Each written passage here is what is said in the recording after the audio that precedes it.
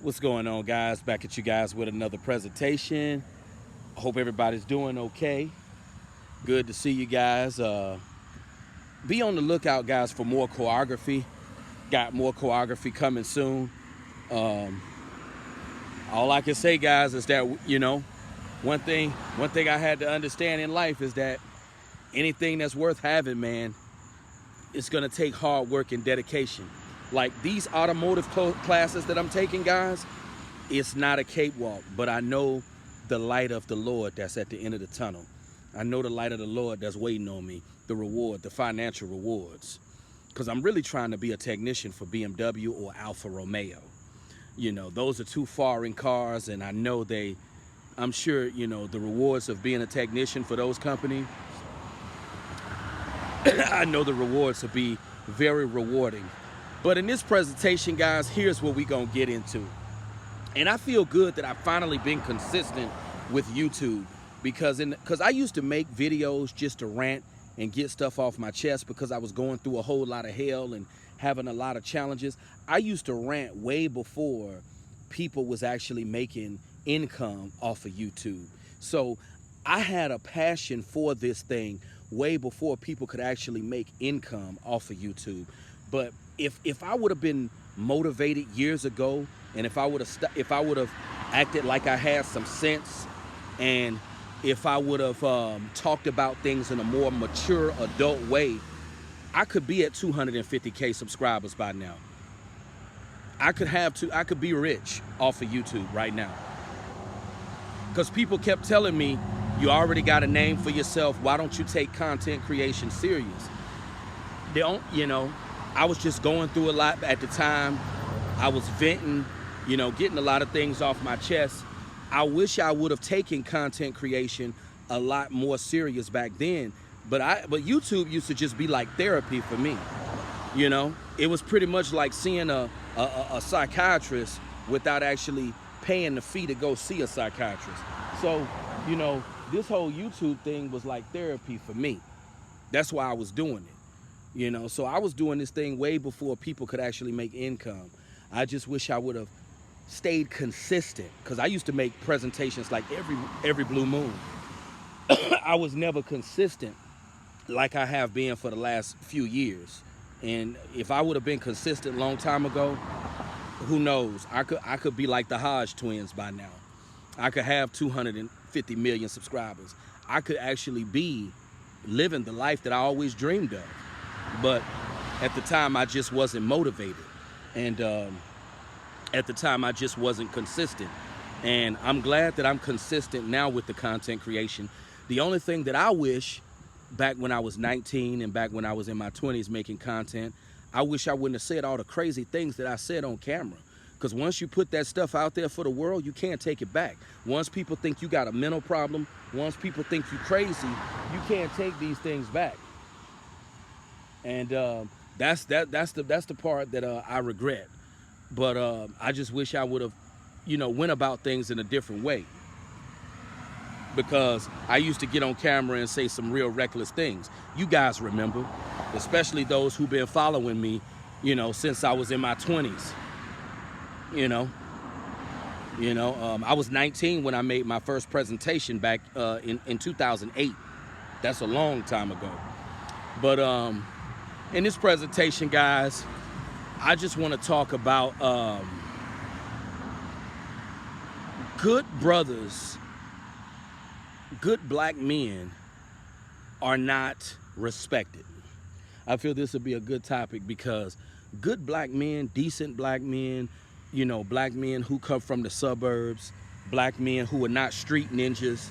I feel brothers of this caliber don't get the respect that they need, and it really bothers me. I see a lot of sisters, it's nothing wrong with dating or marrying outside of your race.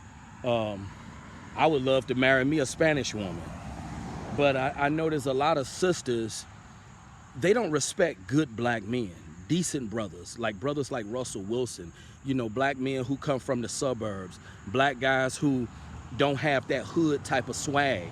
A lot of black women don't respect black men like that. And I wish that sisters, had more respect for brothers who are not hood ninjas. You know, I notice a lot of black women, they don't respect black men who don't embody that hood image. You know, I know a lot of sisters, you know, you know, a lot of sisters, y'all think brothers who don't have that hood type of swag, uh, a lot of you sisters, you know, y'all feel that those brothers are cornballs or squares or whatever. But I feel like you sisters should give, I feel like you sisters should stop labeling good black men in a bad way. Because that's the one thing that's always bothered me, that a lot of decent black guys who are not hood, who not from the streets, a lot of these brothers don't get the respect and the flowers that they deserve. A lot of black women write these brothers off as lame, having no game, having no swag, and I feel that needs to stop. I feel sisters need to stop labeling good black men as lame. You need a Russell Wilson in your life. You need a Usher Raymond in your life. You sisters need a Lance Gross. I believe that's his name, the brother that played on Tyler Perry's House of Pain. He seems like a decent, clean-cut brother. You know, you need a Michael B. Jordan in your life. You know, I feel decent brothers just don't get the respect that they deserve. And it's time out for that. A lot of decent, clean-cut black men are seen as lame. They seen as soft. And that needs to change. That narrative needs to change. It needs to change. You need to take a break from the drug dealers. You need to take a break from the dudes who tote that iron, ready to fire something up like the 4th of July. You sisters need to take a break from these brothers and get a decent Russell Wilson in your life. You need a man like me in your life that'll put it down, because I got a real deviant mind. You know, I want to screw you on the dining room table, you know, while I'm eating some fettuccine and veal. You know, you need a brother like me in your life. You know, we can be breaking dishes in the kitchen while I'm banging you on the dining room table. You need a brother like me in your life. And I just feel sisters need to stop. I feel sisters need to stop. They need to stop labeling decent black men as squares. And because that's one thing that I never been able to understand it. Like, why decent brothers, black men who are not hood, black men who are not from the streets, why do these black men get looked at as squares? I don't understand it. I don't understand it. Like, sisters need to understand, and you sisters know, there are some good black men out here. There are some decent black guys out here who come from decent backgrounds. But for some reason, you sisters feel they don't have enough swag for you. You sisters feel that they not man enough. You know?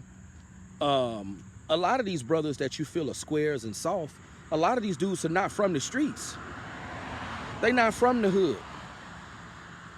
So I just feel that the mindset of sisters needs to change. Like, it's nothing wrong with getting a Russell Wilson in your life. There's nothing wrong with getting a decent brother who wears slacks and wingtips and wears silk shirts and wears bow ties and sprays on Creed Centaurus cologne. There's nothing wrong with getting a sophisticated, clean-cut black man who's not from the streets in your life. There's nothing wrong with getting with a brother that embodies the spirit of Kevin Samuels. There's nothing wrong with getting with a brother like that. I know you sisters think brothers that embody the spirit of Kevin Samuels is lame, but that's what you need in your life, because that's the type of brother that's going to be a good example of a man to you, and that's the type of brother that's going to be a good example of a man to raise children. You know? So you sisters need to change the narrative. I know you sisters like a roughneck. You know the song by MC Lyte, I gotta have a roughneck. I need a roughneck, gotta have a roughneck. We know the standard of what sisters like, but I just feel that it needs to change. I mean, you know, a lot of, you know, because it's very sickening that black men who don't have that hood element to them, they get written off as lame and square. It's very, very sickening, and it's sad. You know, brothers that don't have that hood type of demeanor, they seen as squares. It's time out for that. You know, just because a brother doesn't embody the hood does not mean he's a square, does not mean he's a chump, does not mean he's less of a man. So I feel this narrative and this mindset, it definitely needs to change. That's why I say rap music really messed it up for our generation. It really messed it up because,